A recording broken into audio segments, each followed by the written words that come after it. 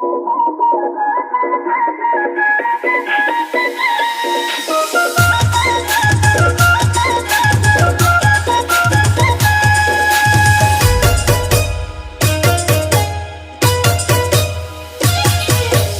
वाली रानी रे, नथली वाली रानी रे, पिनी वाली रानी रे, नथली वाली रानी रे, और संग माया है मौला ईद वाली रानी रे, और संग माया है मौला माया वाली रानी रे।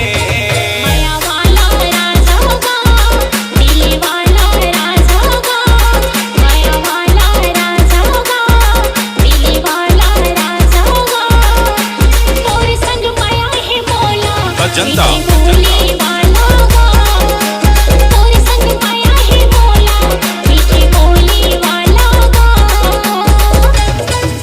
ये सड़क के परी है चंदा चकोरी है, जैसे दिखे तोरे चेहरा वो फूल फुलैया मनैन के दरिया में करे हवे मोर बसेरा वो फूल फुलैया मनैन के दरिया में करे हवे मोर बसेरा वो। गजरा वाली रानी रे, गजरा वाली रानी रे, इंडिया वाली रानी रे, पैरी वाली रानी रे, और संग माया है मौला दिल वाली रानी रे, और संग माया है मौला माया वाली रानी रे। आखे तुसी कागज चिट्ठी वो मौला गा, देखत रे तो बोलो सपना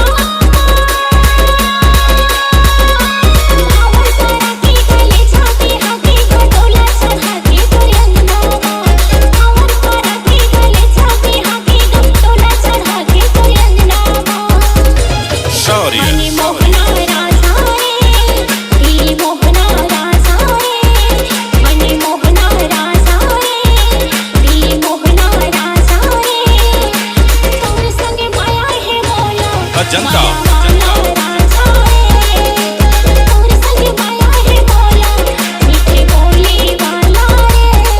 पिनी वाली रानी रे, नथली वाली रानी रे, पिनी वाली रानी रे, नथली वाली रानी रे, और संग माया है मौला माया वाली रानी रे। हाँ तोर संग माया है मौला मीठी बोली वाला रे। और संग माया है मौला माया वाली रानी रे। हारी तोर संग माया है मौला मीठी बोली वाला रे।